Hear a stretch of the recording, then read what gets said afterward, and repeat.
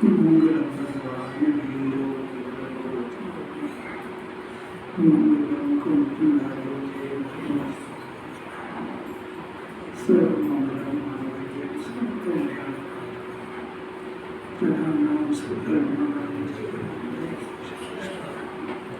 नमस्ते साराय स्वामी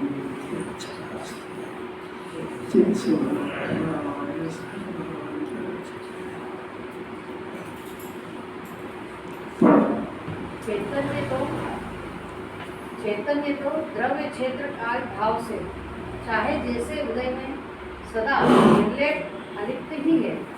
ये चिंता काहे की? मूल तत्व में तो कुछ प्रविष्ट हो ही नहीं सकता। चैतन्य की जगह मैं लगा के पढ़ो। मैं तो द्रव्य क्षेत्र काल भाव से चाहे जैसे उदय में सदा निर्लेप अलिप्त ही हूँ। फिर चिंता काहे की? मूल तत्व में અને मेरे में तो कुछ प्रविष्ट हो ही नहीं सकता। अरे क्या गजब है, क्या गजब है, ऐसा समझ जाए कैसे मैं मूल तत्व चेतन हूँ, मेरे में कुछ प्रविष्ट हो ही नहीं सकता। डर किस बात का? अनादि अनंत रहने वाला हमेशा भयभीत रहे, ये समझ रही बात है, जिसको कोई चिंता ही नहीं है। जबरदस्ती की चिंता इसने ओढ़ ली है, जबरदस्ती का कुछ करने का बोझा इसने अपने माथे पर रख लिया है। इसके पाछे आनंद भगवान ने कोई जवाबदारी नहीं सोची। अपने अंदर बाहर तो ठीक, बाहर तो सब उसी का अधिकार क्षेत्र के बाहर, पर अपने अंदर भी व्यवस्थित द्रव्य, व्यवस्थित गुण पर्याक्रम मत हो रही है। अगला जन्म नक्की है तो उसके अनुसार ही परिणाम होंगे, चाहे जितनी माता बच्ची कर लो। पुरुषार्थ द्रव्य स्वभाव को समझने का करना है, और कोई पुरुषार्थ नाम की चीज ही। अपने ज्ञान में अपने ज्ञान को समझने का पुरुषार्थ करना है, यानी मैं ज्ञाता हूँ, कर्ता समझ गया तो अपने आप को ज्ञाता हूँ ऐसा समझाना है, बस इसी का नाम पुरुषार्थ। जगत में आपको हस्तक्षेप करने का कोई अधिकार नहीं है और किसी ने दिया भी नहीं है। तो दो टप्पी बात समझे, ध्यान हो जाए, ज़्यादा कठिन लंबा कोर्स नहीं। अब आचार्य ऐसा कहते हैं कि ये जीव जब तक ये अपने निश्चित स्वलक्षण बने, जीव का लक्षण सुख, जीव का लक्षण ज्ञान और आनंदमय, और राग ये दुख लक्षण, ये राग लक्षण दुख का है। इन दोनों को एक में जब तक जानता है तब तक इस जीव को आचार्य अज्ञानी कह रहे हैं, मिथ्या दृष्टि कह रहे हैं, असीमित कह रहे हैं। ये जीवन परमात्मा की घोषणा है कि किसी ने बनाया नहीं है, ये वस्तु स्वरूप है, ये मोक्ष मार्ग का कोर्स है, ये अलग भगवान बनने की पहली क्लास की पढ़ाई है कि जब तक, क्योंकि आत्मा भगवान बनता है। अब आत्मा जिस चीज़ से भिन्न है उसका ज्ञान ही नहीं हो तो भगवान बनेगा कैसे? तो उसके लिए जब तक भिन्न है, राग से वो शरीर से भिन्न है, तो जब तक ये राग और ज्ञान के ये निश्चित स्वलक्षण किसी ने बनाए नहीं है, वस्तु नहीं है। ज्ञान लक्षण वस्तु में है, किसी ने बनाया थोड़ी है। और राग लक्षण वो प्रकृति का स्वभाव है। राग जो राग उत्पन्न होता है वो कर्म कृत परिणाम है, जीव कृत परिणाम नहीं है, ये हृदय में लिख लेना चाहिए। और ये कर्म कृत परिणाम को अपना स्वयं कृत मान रहा है, इसीलिए चार गति में रख रहा है। कितना साफ सरल दोष है, क्या कह रहा है? इतना समझना, भले ही यहाँ हो रहा है, भले ही अपने घर के अंदर गंदगी है, और गंदगी अपने घर के परिवार में नहीं करेगी। बिल्ली आ गई, कबूतर आ गया, कर गया हो, तो वो जीव अपने घर कृत नहीं है। ऐसा वैसे ये परिणाम है कि ये स्वयं कृत नहीं है, ये कर्म के उदय जनित कुछ विपरीतता से हो गया। ऐसा समझे और समझ करके ज्ञान करें। अभी तो इसकी अनादि से पूछना है कि और आगादी का परिणाम मेरा है, तब तो मोक्ष मार्ग के रास्ते सब बन गए। मैं शरीर हूँ तब तक मोक्ष मार्ग के रास्ते बन गए। तो आचार्य 3 डेफिनेशन दे रहे हैं। नंबर 1 वो अज्ञानी है, क्योंकि ज्ञानी को मोक्ष मार्गी कहा है और ये अज्ञानी है। दूसरा मिथ्या दृष्टि है, और सम्यक दर्शन से मोक्ष मार्ग की शुरुआत होती है। और तीसरा असंयत है, संयम ही नहीं है। और असंयत होने पर भी जिनवाणी में कहे गए पढ़ लेता है चरणानियों के ग्रंथों से, तो अणुव्रत और महाव्रत का स्वरूप समझ करके वो अणुव्रत और महाव्रत की जो बातें आई है चरणानी योग में, वो निश्चय सहित व्यवहार का ज्ञान कराया। अब इसने वहाँ पे पढ़ने में चूक कर दी कि निश्चय के बिना के व्यवहार को इसने अंगीकार कर लिया। तो अब उसने जब निश्चय के बिना के अणुव्रत और महाव्रत धारण कर लिए, तो अणुव्रत और महाव्रत हुआ कि नहीं, कि जिन्होंने कह रहे कि असंयम अपने मानने से क्या होता है, कितना गहरा आपने मान लिया कि मैं तो अणुव्रत हूँ, मैं तो महाव्रत हूँ, तो तेरा मानता है कुछ भी, तो घर बैठा बैठा अपने आप को ये प्रधानमंत्री मान ले, मुख्यमंत्री मान ले, तेरा मानना क्या करे साध्य साधन मान लिया व्यवहार। अरे वो तो बहुत बड़ी बात है, ये इसको फ्री है, इसी धर्म करने की भावना भी है। अब उसमें ये जो है ज्ञानी के निर्देशन में पढ़ना चाहिए। और ज्ञानी के निर्देशन में पढ़ने के बाद जिनवाणी पहले कह रही है कि द्रव्यानुयोग के अनुसार द्रव्य का ज्ञान करो, पर्याय का ज्ञान करो, अपने स्वरूप को समझो, उसके बाद में जो रागादि और ये होता है वो भी होते हैं, तो उसका ज्ञानी की भूमिका के अनुसार व्यवहार पाया जाता है। तो वो जो चरणानी योग में लिखा है वो तो उस निश्चय के साथ में उस मोक्ष मार्गी जीव को कैसा कैसा व्यवहार होता है इस बात का ज्ञान कराया। इस बात को धारण करने से वह बार बार वहाँ भी कह रहे हैं कि वो व्यवहार निश्चय के कारण नहीं है, वो व्यवहार तो निश्चय के साथ में होता है, बल्कि वो निश्चय को खाली सुरक्षित रखता है। वो अगर व्यवहार नहीं हो, मोक्ष मार्ग तो निश्चय ही है, पर वो व्यवहार साथ में नहीं होगा तो निश्चय भी नहीं है गारंटी से। ऐसे ही कोई उनका दो ही का सुमेल है, तो इस बात को समझना चाहिए उसको पहले से, मगर समझे क्यों धारण कर लिया उसने, एक बात। अब दूसरी बात, ये अभी तीनों को खुलासा करते हैं कि वो अज्ञानी क्यों है, मिथ्या दृष्टि क्यों और संयत क्यों। तो उसके पहले बात है कि मोक्ष मार्ग में अनंत बनने की क्लास के अंदर मुक्ति के मार्ग में मुक्त होने की क्लास का पहला कोर्स क्या है कि मिथ्या दर्शन और अनंतानुबंधी कषाय, ये जाती है। मिथ्या दर्शन यानी श्रद्धा की विपरीतता ये दूर होती है, तो मिथ्या दर्शन जाता है तो सम्यक दर्शन होता है, वो सम्यक दर्शन के साथ ही अनंतानुबंधी कषाय जाती है और वितराग भाव का जन्म होता है।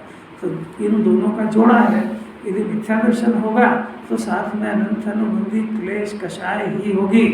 वो अनंतानुबंधी की मंदता को भ्रम समझ जाता है, भ्रम से समझ जाता है कि मेरा कषाय मंद है, कषाय मंद नहीं है, तो अनंतानुबंधी की जात की है वो क्योंकि नियम है। मिथ्या दृष्टि किसको कहते हैं कि ज्ञान और आपको एक जानना है, जब तक दृष्टि मिथ्या है, विपरीत है, तो तब मोक्ष मार्ग है ही नहीं। तो आप पहले तो समझो तो सही कि मिथ्या दर्शन कब जाता है कि इन दोनों को भिन्न जाने, भिन्न जानने से क्या होता है, भेद ज्ञान करे। भेद ज्ञान क्या होता है कि उन दोनों में से जो अपनी चीज़ है उसको काम करे।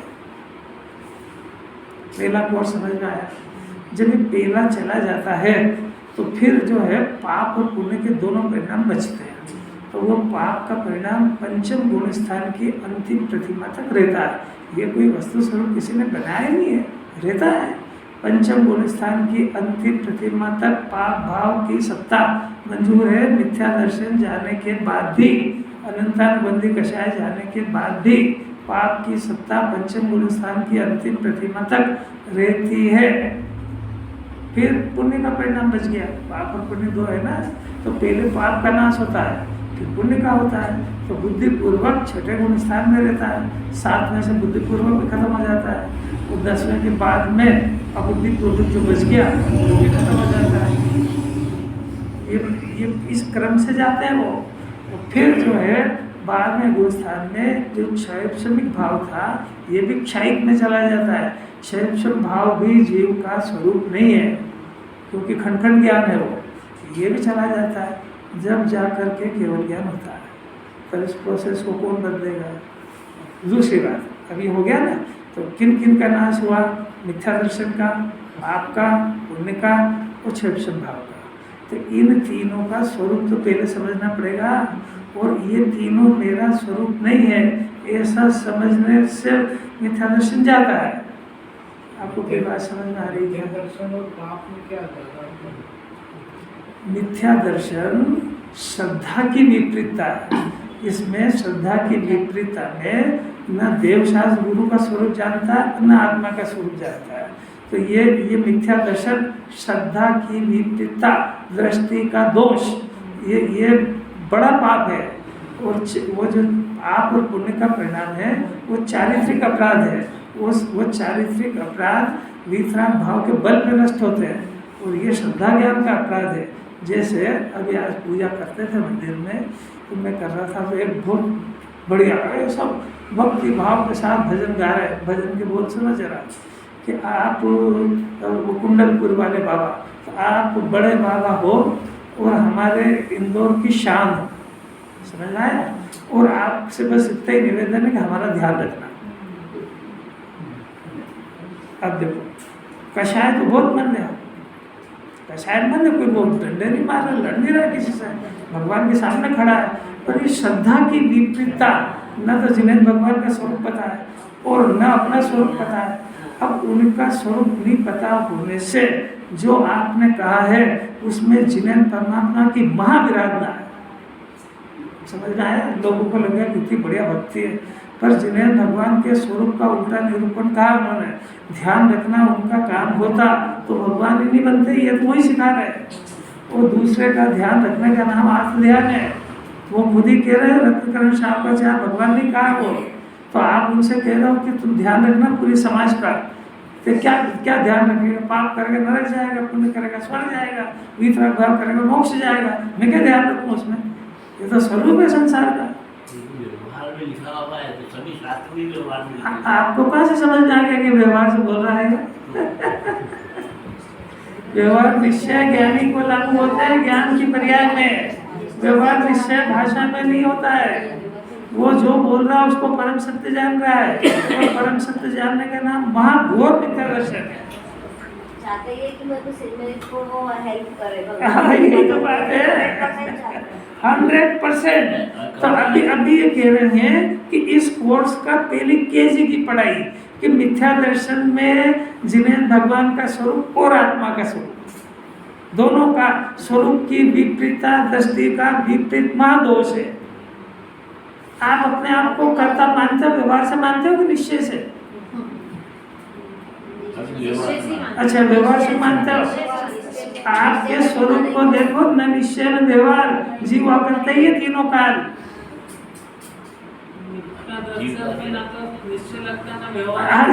ये निश्चय व्यवहार तो बहुत अलग की बात है। जो कह रहे हैं वो सत्य। कोर्स भगवान बनने की क्लास की एडमिशन की पहली बात चल रही है कि देवशास्त्र गुरु का स्वरूप और अपने शुद्धात्मा का स्वरूप। पहले ये जानो, पहले ये स्थूल बात कि शरीर का मोक्ष होता है कि आत्मा का होता है, और श्रद्धा का दोष क्या होता है और चारित्र का दोष क्या होता है। जिसको इसकी एबीसीडी नहीं पता वो भक्ति करे, उससे कोई इनकार थोड़े है। पर वो चारित्र की कषाय की मंदता है, दर्शन मोह का तीव्र पाप साथ में बन रहा है, और वो ये पाप उसको दिख नहीं रहा है। ये बिल्कुल ऐसा ही है कि अपने पुराने पूर्वज जो देह छोड़ के चले गए, उनके स्वरूप से विपरीत स्वरूप बना करके घर में टांगना। वो दाढ़ी मूछ नहीं थी और उनकी बना देना, वो पगड़ी नहीं थी और पगड़ी लगा देना, और वो मतलब सब समझ लो आप, वो स्वरूप की विपरीतता ये पिताजी कभी करते ही नहीं थे ऐसा। और यहाँ जिन्हें परमात्मा कुछ करते ही नहीं है, उनको कर्ता घोषित कर दिया। अब जब उनको कर्ता मान लिया तो अब कर्ता की बात सीखने के लिए कौन से देव को ढूंढेगा? कोई बात समझने का प्रयत्न करना। ये पूर्वाग्रह को रखो एक तरफ, ये उल्टी खोटी बुद्धि से तो घूम ही रहा है। अब सारे लोगों को लग रहा है सब ताली बजा रहे हैं और कितना बढ़िया भजन है, बड़े बाबा आप पूरे हमारे इंदौर की शान हो। अरे वो तो विश्व की शान है। तो आपसे एक ही निवेदन, बस हम भक्तों का ध्यान रखना, भगवान का काम भक्तों का ध्यान रखना। तो देखो इसका मतलब है ना, बेहोश है ना वो, उसका ज्ञान पता नहीं है ना कि मैं क्या बोल रहा हूँ, तो इतना ही तो ज्ञान है कि जो आप बोल रहे हो वस्तु स्वरूप के अनुसार बोल रहे हो कि विपरीत बोल रहे हो, आपको इतना तो पता होना चाहिए। अब इतना जो है ना, अब समाज में इतना धन नहीं है, तो वो दर्शन मोह का अपराध, चारित्र मोह के अपराध को समझता नहीं है। तो ये जो कषाय मंद है, इसका स्वरूप है, ये चारित्र का तीव्र मंद का चलता है दौर, तो अभी मंद है, अभी तीव्र हो जाएगी। और दर्शन मोह तो यही मंद है। दर्शन मोह की तीव्रता माने आत्मा का स्वरूप और देव का स्वरूप नहीं समझने देगा, नहीं समझता है। ये दर्शन मोह की तीव्रता है, और यही दर्शन मोह की तीव्रता के बंधन का कारण है। माने भगवान के स्वरूप को विपरीत जानने से और अपने आत्मा के स्वरूप को विपरीत जानने से निबोध का बंधन होता है। अनंत काल तक आत्मा और देव का स्वरूप बताने वाला परिस्थिति बनेगी ही नहीं। अरे अभी वो बात को मत छोड़ो, देखो अभी तो अपना कोर्स में एंट्री नहीं हो रही, इस बात की बात चल रही है। क्योंकि यदि भगवान को कर्ता मान लिया जाए और वो देने लेने वाले हों, तो अन्यमति जैन दर्शन समान हो गया। जैन दर्शन की विशेषता ही क्या रही, रागी विफराग की विशेषता ही क्या रही।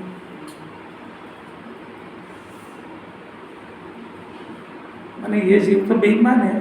बेईमान माने चाहे जितने पाप करो, आप हमको मोक्ष भेज दो, हम आपकी भक्ति कर काय ले रहे हैं।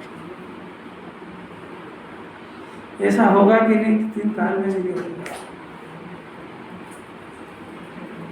एक बात समझ में आई, एक कोर्स जो ये कषायों के जाने का क्रम कहा है अनंत भगवान बनने के लिए, उसी क्रम से ये जाएगी, तब ही ये जीव उस परम पद को प्राप्त करेगा जिसकी क्लास में अपन बैठे हैं। एक कोर्स समझ में आया। पहले मिथ्या दर्शन जाएगा, उसके साथ अनंत अनुबंधी जाएगी, फिर अब पाप और पुण्य के परिणाम है, ये दोनों रहेंगे पहले चौथे गुण स्थान के अंदर। पंचम में भी पूरे में रहते हैं। पंचम गुण स्थान की अंतिम प्रतिमा में पाप का परिणाम नष्ट होता है। ऐसा थोड़ी है कि दोनों को भिन्न जानना अलग बात है, और नष्ट होने में पहले पाप नष्ट होता है और फिर उसके बाद में पुण्य का परिणाम है। ये भी स्वभाव से विपरीत परिणाम है। सारी जगत के अंदर इसको धर्म मान लिया, धर्म का कारण मान लिया, तो इसका अभाव काय को करेगा, ये तो नष्ट होता है। वो बुद्धिपूर्वक तो नष्ट छठे गुण स्थान में हो जाता है, इसकी जगह शुद्धोपयोग आता है। तो शुद्धोपयोग होता है तो छठे में पुण्य का परिणाम बुद्धिपूर्वक नष्ट हो जाता है। भगवान की भक्ति पूजा आदि का परिणाम बुद्धिपूर्वक नष्ट हो जाता है, शुद्धोपयोग होता है। अभी जगत को यही नहीं पता कि शुद्धोपयोग बड़ा होता है कि पुण्य भाव बड़ा होता है। पांचवे के अंत तक पाप रहता है, पांचवे के अंत तक लंगोट पहनने का परिणाम रहता है, उसको क्षुल्लक दशा कहते हैं। और वो लंगोट पहनने का परिणाम पाप भाव है, उसको धोने के लिए पानी की जरूरत, साबुन सोने की जरूरत पड़ेगी। इन सब में जीवों की हिंसा होगी, इसलिए वो पाप का परिणाम है। तो शुद्धोपयोग में नहीं जाता। नहीं, शुद्धोपयोग तो है, परंतु पाप के परिणाम की सत्ता है। शुद्धोपयोग तो चौथे से ही शुरू हो गया।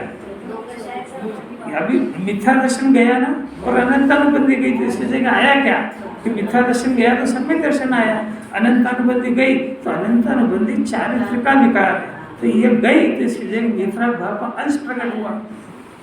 तो ये वितरागता का अंश चौथे गुण स्थान में खाली अंकुर फूटा है। अंकुर फूटने के साथ में थोड़ा बढ़ता है, वो पंचम गुण स्थान में बढ़ता है।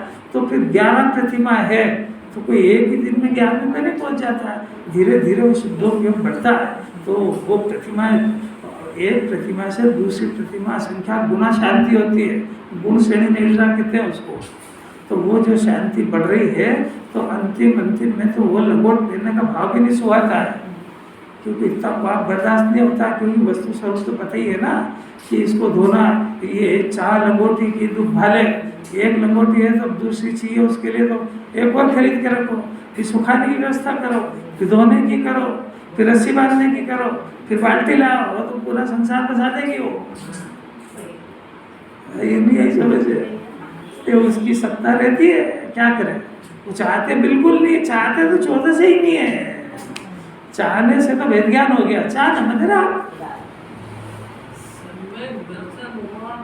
शुद्धोपयोग का अंश पैदा हुआ। सम्यक दर्शन होने पर बहुत सारे काम होते हैं।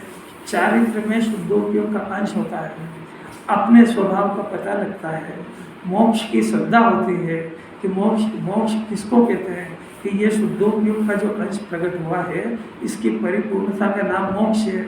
और ऐसे जीव संसार में है जिनको अनंत सुख चल रहा है, उसका सैंपल मेरे पास है।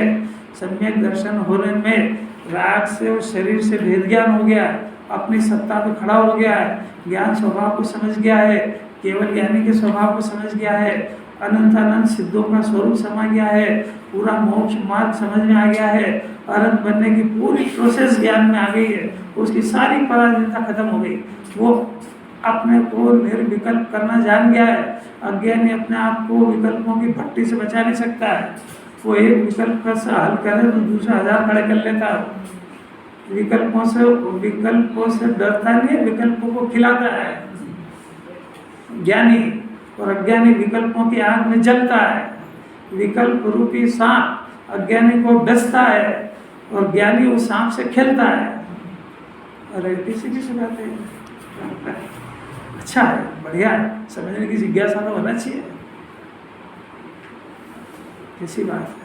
अब फिर से दूसरी बात, अब ये जो मिथ्या दर्शन है जीव की परिणति में चल रहा है, कोई बाहर थोड़ी है। सच्चे व्यवसाय गुरु को मानना, अभी ये तो बहुत बाहर का लक्षण है भाई, ये अंदर के लक्षण की बात चल रही है। हम कुलदेव को गुरु को नहीं मानते इसलिए सम्यक दृष्टि, तो किसने कहा? आत्मज्ञान से सम्यक दृष्टि होता है। आत्मज्ञान होने के बाद फिर व्यवहार से सच्चे व्यवसाय गुरु की श्रद्धा कही जाती है। कैसे अलौकिक बात। अब दूसरी बात सुन, पहला स्वरूप तो ये बताया। अब दूसरी बात है कि अंदर मिथ्या दर्शन की श्रद्धा की विपरीतता है। और श्रद्धा में दो ही काम होते हैं, या तो मिथ्या दर्शन या सम्यक दर्शन। जब मिथ्या दर्शन जाता है, विपरीत मान्यता जाती है, 7 तत्वों का श्रद्धान होता है, देवशाद गुरु का स्वरूप अंदर समझ में आ जाता है, क्रमबद्ध क्रिया का ज्ञान हो जाता है, उपादान से कार्य होता है, उपादान मेरे पास है, निश्चय व्यवहार सब पूरा द्वादशांग का सार उसे ज्ञान में प्रकट हो जाता है। इसलिए 9वीं गाथा में तो श्रुत के भी कह दिया उसको, चौथे गुण स्थान वाले को मामूली बात नहीं है। जगत को चौथे गुण स्थान का स्वरूप पता नहीं है, सम्यक दर्शन का स्वरूप पता नहीं, बेचारा क्या करे। भगवान का स्वरूप भी पता नहीं, तो उल्टा जान के उल्टी भक्ति करके आता है। अब तक कोई दुनिया में कहने वाला नहीं है उसको कि तू भगवान की आराधना नहीं कर रहा, विराधना करके आ रहा है, क्योंकि भगवान के स्वरूप को विपरीत गुणगान कर है तू। श्रद्धान बोला, ये विपरीत श्रद्धान में आत्मा में विपरीत श्रद्धान है कि व्यवहार का? अब भी हाल बोला आत्मा में नहीं, आत्मा का विपरीत श्रद्धान।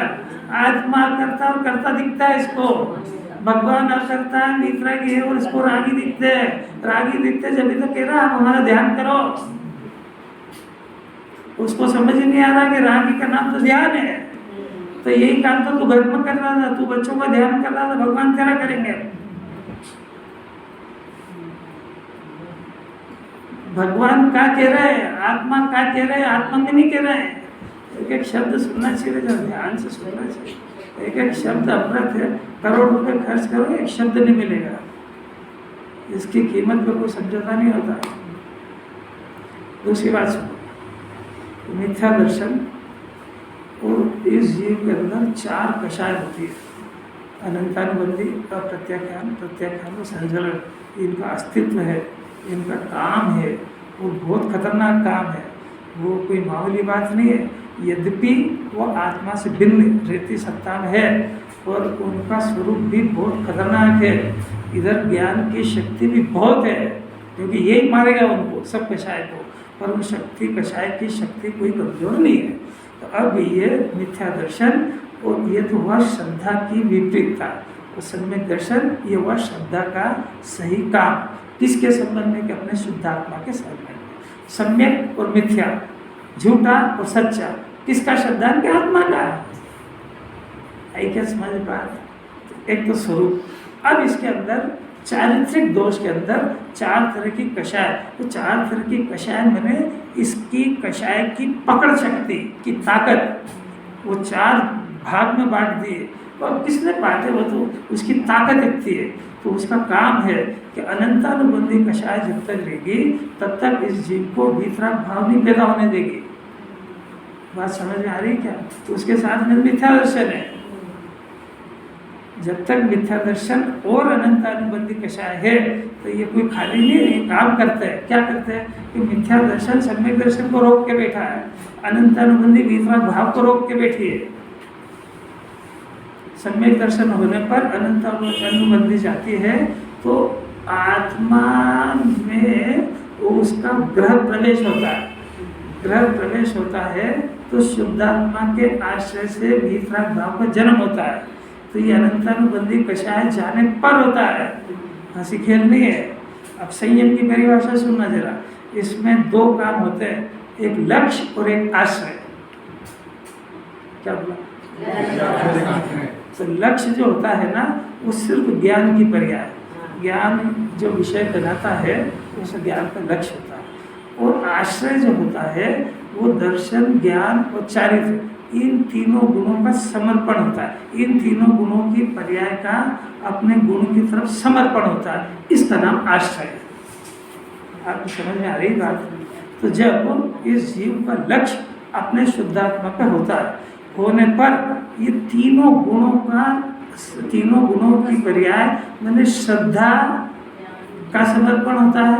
श्रद्धा अपने त्रिकाली आत्मा का आश्रय लेती है, ज्ञान भी अपने त्रिकाली आत्मा का आश्रय लेता है, चारित्र्य की पर्याय भी अपने त्रिकाली आत्मा का आश्रय लेती है। तब इसमें संयम का अंकुर फूटता है, इसका नाम सम्यक दर्शन। अंकुर फूटता है, ये संयम का अंकुर है। संयम अभी बढ़ा नहीं है, इसीलिए इसका नाम अविरत दशा है। पर संयम की परिभाषा प्रकट हो गई है।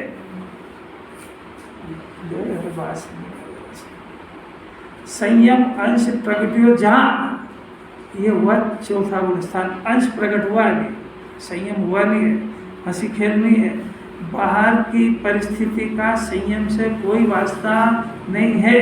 सारी दुनिया कहती है ये त्यागो वो त्यागो, सर्वार सिद्धि के देव, ना कमाने का है और न खाने का है, बाल ब्रह्मचारी है, बाहर का संपूर्ण त्याग है। 33 सागर तक चौथा ही गुण स्थान रहता है।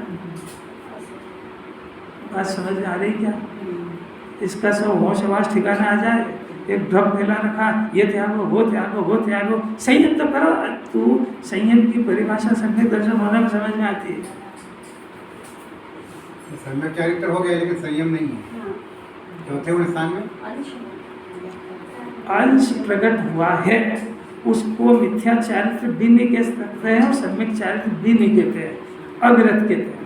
सम्यक चारित्र तो पंचम गुण स्थान से ही लागू पड़ता है, उसके पहले वो अंश प्रकट हुआ है। सम्यक चारित्र का अंकुर फूटा है, पर चारित्र बने विरत दशा और वो गुण स्थान का नाम अविरत है। तो वो न सम्यक है तो मिथ्या भी नहीं है, ना भी उसका अविरत है। गुणस्थान का नाम अविरत है। अभी 14 गुणस्थान में चलेगी बात। अभी तो सिर्फ अपना इतना समझना है अपने को कि भगवान बनने की क्लास की एंट्री की शुरुआत चल रही है। तो अपन इस जन्म में इतना ही कर लें कि उस क्लास में, भगवान बनने की क्लास में एडमिशन तो हो जाए। तो वो तो सब बात की बात है।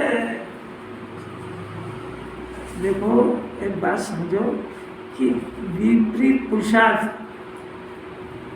जो विपरीत पुरुषार्थ है ना, भगवान का स्वरूप विपरीत बोलना, इससे वो पूजा भक्ति नहीं करेगा तो चलेगा, फालतू पाप तो नहीं करेगा। और ये अगर ये विपरीत पाप का पोटला अगर बांध लिया है तो अनंत काल तक आत्मा का स्वरूप बताने वाला देव नहीं मिलेगा।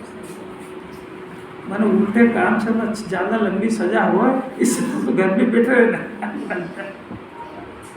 उल्टा अर्थ नहीं लगाना इसका, जैसा जिसकी जितनी बुद्धि होता समझ आया। मिथ्या दर्शन सम्यक दर्शन को रोक के बैठा है। अपनी भाषा में कर्ता बुद्धि, ज्ञाता बुद्धि को पैदा नहीं होने देगी,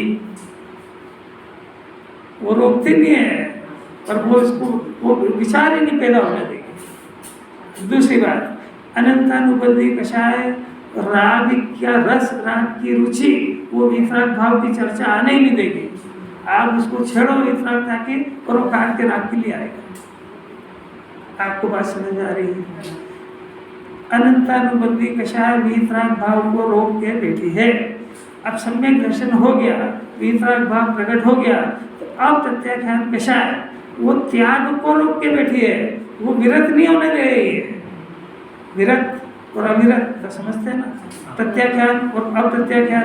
अ यानी नहीं, प्रत्याख्यान यानी त्याग।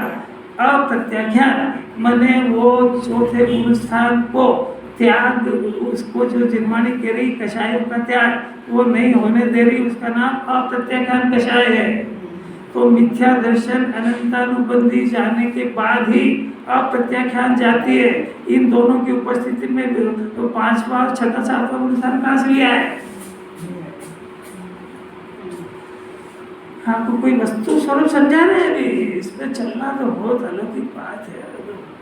45 साल तक तो गुरुदेव ने यही घोटा है, चारित करो जल्दी करो। तो चारित की परिभाषा तो समझ, अपने तीनों श्रद्धा ज्ञान चारित्र के गुणों की पर्याय का आश्रय, उनके गुण, अब उनके गुणों का समुद्र आत्मा इसके ऊपर समर्पित होता है। पहली बार समर्पित होता है तब लक्ष्य को यानी ज्ञान की पर्याय का रास्ता खुलता है।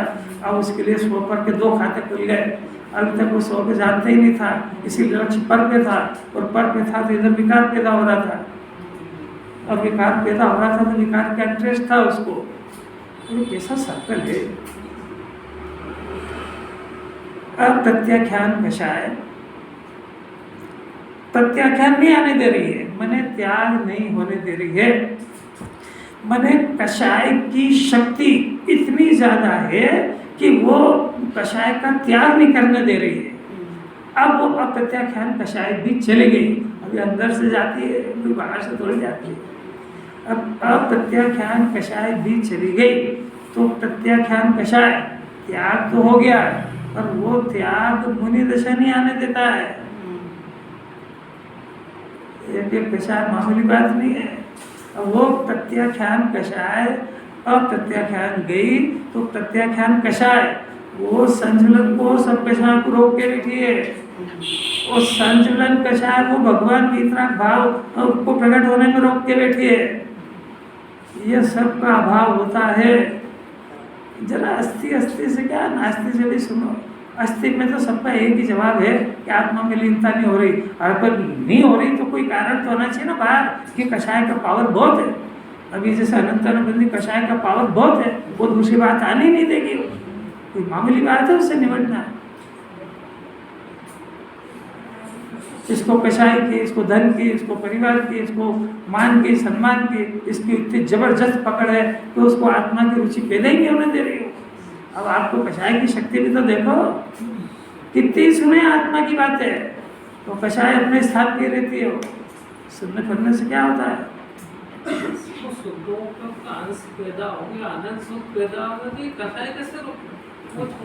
अभी जरा अनंतानुबंधी जाएगी जब समझ में आएगी ये बात।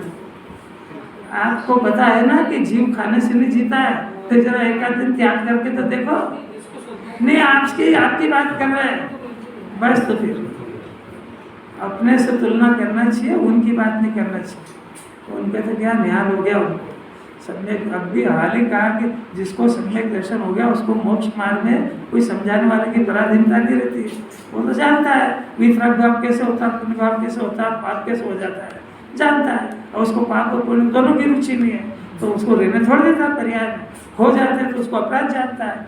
इसको तो पाप पुण्य का भाव हो जाता है तो मजा मानता है, पुण्य से अपने को बड़ा जानता है, पाप से ही बड़ा जानता है। भी तो पाप से नहीं समझता, पाप के उदय से नहीं, पाप के परिणाम से।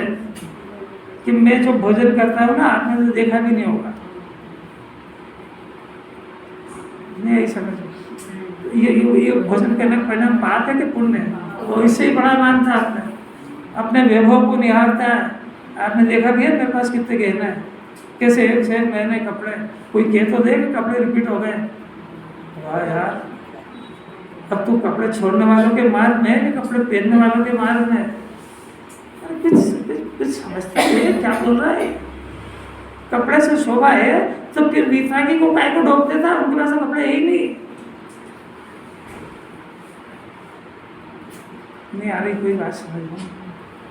इतनी तो बात अभी भूमिका के लिए, क्योंकि मेरे को असंयत बताना है। क्या करें, देखो टाइम तो हो ही गया। पहले इतना वस्तु स्वरूप तो समझ में आया।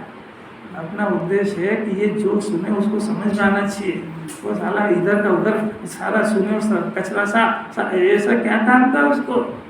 मैंने आज अगर उसने सुन लिया तो अपने से भूल के भी भगवान के स्वरूप से विपरीत भक्ति वहाँ पे नहीं निकलेगी। और अगर चल रही होगी तो अपन उठ के चले आएंगे घर पे और उस भक्ति में शामिल नहीं होंगे, क्योंकि अपने पास अंदर मिथ्या दर्शन है, कर्ता बुद्धि है, और इसके स्वरूप को भूलने में देर नहीं लगेगी। वहाँ पे उन निमित्तों में फिर गंगादास वहाँ भेज जाएगा, भक्ति कर आएगा। आपको कुछ समझ आ रही कि नहीं आ रही, क्या सिखा रहा है इसके अंदर? कोई जरूरत नहीं है। जहाँ पर जिन्हें भगवान की विराधना हो रही हो भक्ति के नाम पे, वहाँ पे रुकने की आवश्यकता बिल्कुल नहीं है। भक्ति करेंगे तो वितराग स्वरूप की सत्य भक्ति करेंगे, नहीं तो नहीं करेंगे। इतनी दृढ़ता पे जन्म होना चाहिए। खाने भी होना चाहिए। भक्ष ही खाएंगे, भूखे रह जाएंगे, देह छोड़ देंगे, भक्ष नहीं खाएंगे। इतनी दृढ़ता अगर कोई जैन दर्शन उतरता है, ज्यादा काल तक के लिए छोड़ रहा है। राकेश जी क्या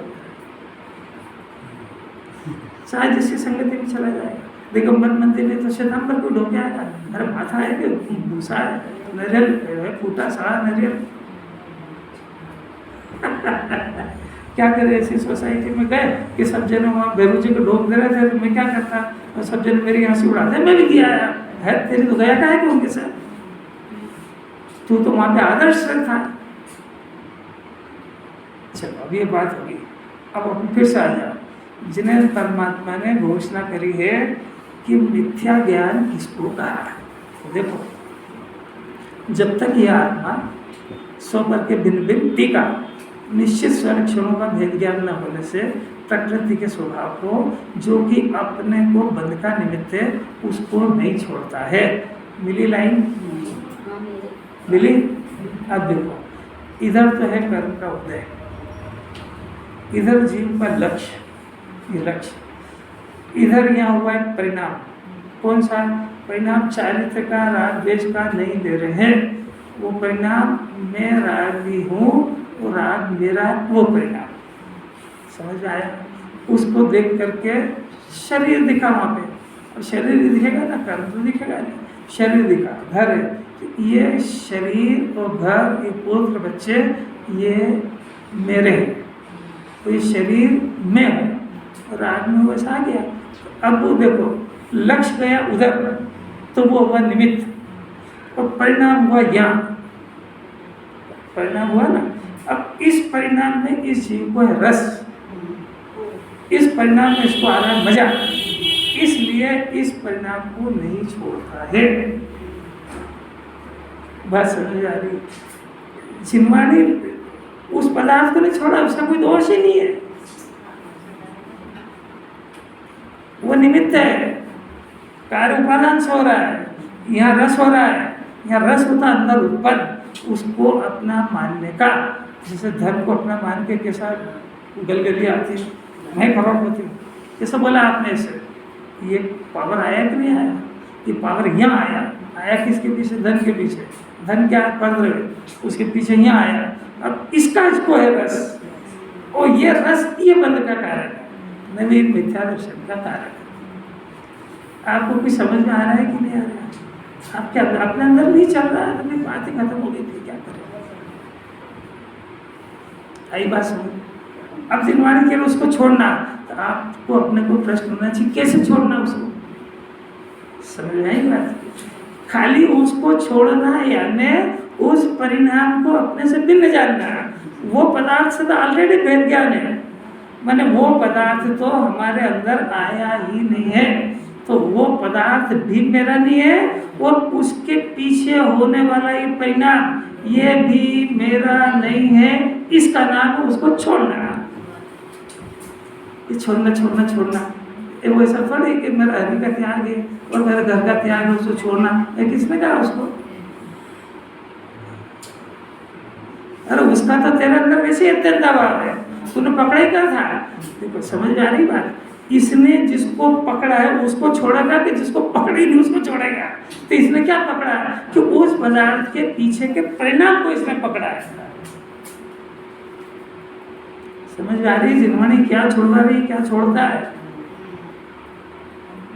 मिथ्या दर्शन असही है, तो ये जो लिखा है 100% हमारे पे एप्लीकेबल हो गया। क्या समझ में आया? इतना सिखा रहे आगे कि उसको छोड़ना।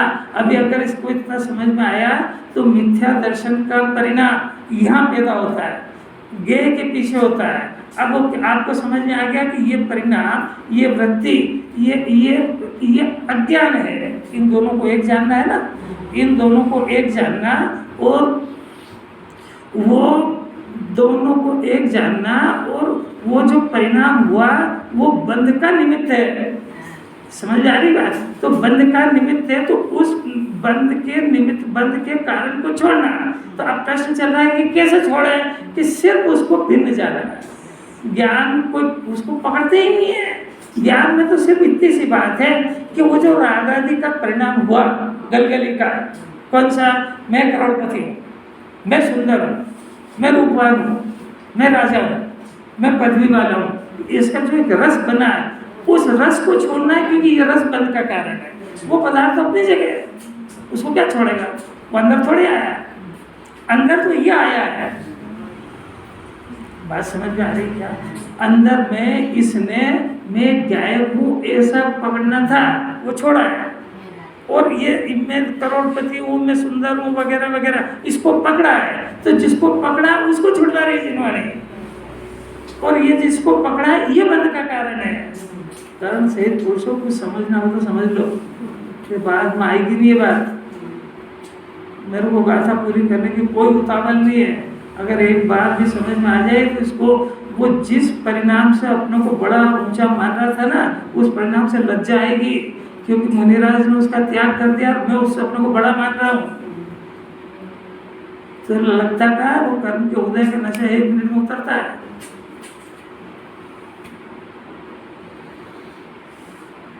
अरे कुछ समझ में आ रही कि नहीं? और उदास हो गए, मर गए इसमें।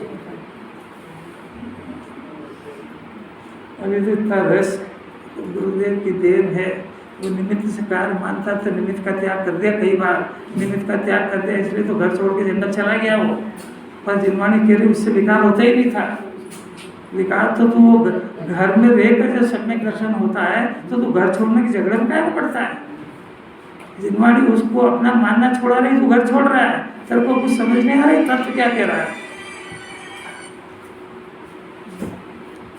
आई क्या बात समझ में? अभी अज्ञान क्यों कहा कि इन दोनों को, अब देखो पहले तो बंध का निमित्त है उसको नहीं छोड़ता, वो बता दिया। छोड़ना किसको कहते हैं ये बता दिया। अब अज्ञानी क्यों कहते हैं? स्व पर के एकत्व ज्ञान से अज्ञायक है। स्व पर क्या है? वो ज्ञान सुख उसका लक्षण था, दुख उसका लक्षण है। उन दोनों को जिनवाणी कह रही वो दो है, एक आश्रय और एक ज्ञान है। तो इन दोनों को एक जानता है, वो उसका नाम अज्ञायक माने अज्ञान। इन दोनों को नष्ट होने की बात ही नहीं है, ये दोनों को न्यारे जान ले। शरीर और ज्ञान, राग और ज्ञान, इन दोनों को न्यारे जान ले तो ज्ञानी हो जाता है। हर कोई बात समझ आ रही? इतना सरल है। अब पहले सुनो, इंटरेस्ट के साथ सुनो तो सही। अगर सुनने में कठिन लगेगा तो प्रैक्टिकल कैसे करेगा? इन दोनों को भिन्न जानना, क्योंकि दो न्यारे हैं। ज्ञान को कुछ करना थोड़ी है। ज्ञान तो इन दो पदार्थों को, 3 पदार्थों को न्यारे वस्तु में ही न्यारे है। तो इनको न्यारे हैं, इनको जैसे है तैसे जानना है। जो अपन बार बार कहते हैं ना 7 तत्व के अंदर, तो याद कर लेता है। जैसा का तैसा जानना, सब में ज्ञान है। क्या होता है जैसा में, क्या होता है तैसा, ये ऐसा होता है। 3 तत्व जिन्हें परमात्मा ने कहे हैं, एक का नाम अजीव तत्व है, एक का नाम आश्रय तत्व है, एक का नाम ज्ञान जीव तत्व है। 3 तत्व न्यारे न्यारे दिख जाए तो ज्ञानी हो जाए। तीनों को एक में जानता है तो अज्ञानी। ये जिनागम की परिभाषा है। 3 के रहने में कोई आपत्ति नहीं है, 3 के एक जानने से ज्ञान होता है। फिर से आ रही समझ में? फिर से घर पे अंदर, घर पे कुछ थाला तो बैठेगा नहीं, कुछ तो कुछ करेंगे इससे। तो घर के अंदर इन तीनों तत्वों को एक में जानने का ही अभ्यास पुरुषार्थ करता है कि इन तीनों को न्यारे न्यारे जानने का पुरुषार्थ करता है कि साहब वो तो मेरी नहीं जानता, वहाँ तो सब गड़बड़ी हो जाती है। तो तू अज्ञान का ही पुष्ट कर रहा है, अज्ञान का ही पोषण कर रहा है। तो तेरा मुख तो मिथ्या ज्ञान बढ़ाने में सम्यक ज्ञान की तरफ है ही नहीं अभी। तू शास्त्र पढ़ाने कोई सम्यक ज्ञान समझ रहा है। जिनवाणी कह रही न्यारा जानने का नाम सम्यक ज्ञान है। बात समझ में आ रही क्या? पुरुषार्थ अनंत है, और तो सुनने में ही अनंत पुरुषार्थ है। ये अपन सब लोगों की इतनी पात्रता है कि इस भाषा को कोई समझ पा रहा है।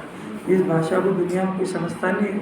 अभी कहीं किसी मंदिर में ये बातें क्यों तो कि यार ये कौन सी बात है यार, ये लोग अपने बस की बात, तो कोई नया धर्म चला दिया होगा इतना यार, हटा दो होगा, सीधा सीधा भक्ति करो, पूजा करो, ताकि झगड़न डाल दिया इसमें। अब दूसरी बात, फिर से वही दो ही पॉइंट पे, कौन सा? एक स्व पर के एकत्व दर्शन। स्व माने शुद्धात्मा, पर माने रागादि का परिणाम, इन दोनों को एकत्व दर्शन माने दोनों की एक श्रद्धा, ये दर्शन श्रद्धा वाला। एकत्व दर्शन से, एक रूप श्रद्धा से, श्रद्धा में ये रागादि यही मैं हूँ, ऐसा एकत्व दर्शन दोनों से मिथ्या दृष्टि है। अब मिथ्या दृष्टि आचार्यों की सबसे बड़ी गाली है। तो स्टैंडर्ड है तो अपन तो मिथ्या दृष्टि सुनते सुनते बेशरम हो गए। कोई मिथ्या दृष्टि हाँ है, उसमें क्या हो गया?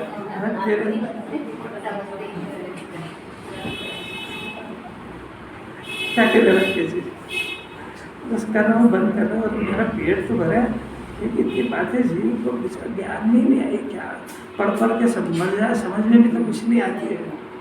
पढ़ने बैठे तो मन नहीं लगता, पढ़ने बैठे तो समझ में नहीं आती। कितनी परेशानी है जीव के साथ। 1000 तरह की कर्ता बुद्धि का माथा, 1000 तरह की असाता, 1000 तरह की समस्या लेके तो बेचारा घर में बैठा है। मुनिराज के ऊपर तो 22 ही उपसर्ग है, इसके पास तो कहना कितने उपसर्ग बेचारा झेल रहा है।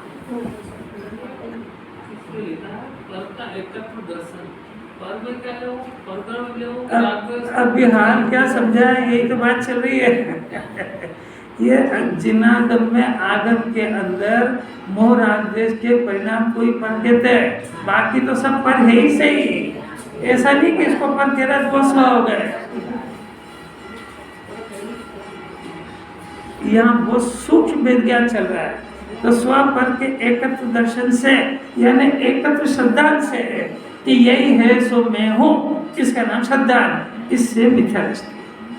2 बात। अब तीसरी बात, स्व पर की एकत्व परिणति से, कल मैं यहीं तक आया था, पर असंयत उसको कहा था कि जिसकी तीनों श्रद्धा ज्ञान चारित्र की पर्याय स्वभाव के सम्मुख नहीं हुई, वो जीव असंयमी है, चाहे वो अनुव्रत धारण कर ले और चाहे महाव्रत धारण कर ले, असंयत ही रहेगा। जिनवाणी उसको असंयमी ही कहती है, क्योंकि संयम का अंकुर सम्यक दर्शन होने पर टूटता है। इसलिए असंयमी 2 तरह के होते हैं। एक तो अज्ञानी असंयमी, जिसको सम्यक दर्शन हुआ ही नहीं, तो वो तो संयम की डेफिनेशन भी नहीं जानता है, देखा देखी बाहर के संयम की नकल करता है।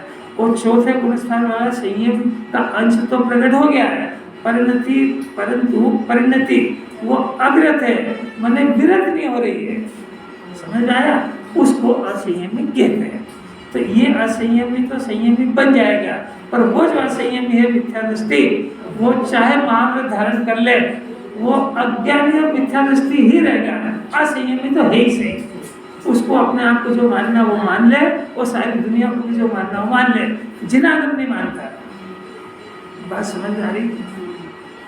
अरे नोट और सिक्का जो गवर्नमेंट ने चलाया वो चलेगा, किसका चलाया हुआ चलेगा। तो जिन्हें परमात्मा का जो रूल है, वस्तु स्वरूप जिसको अनंत और अनंत बने, वही शाश्वत नियम है, वो नहीं चलेगा। तो सम्यक दर्शन ज्ञान होने के बाद ही संयम दशा प्रकट होती है, तो उससे पहले नहीं होती। ये असंयम को सब समझा दिया। अब एक और बात है वो अच्छी,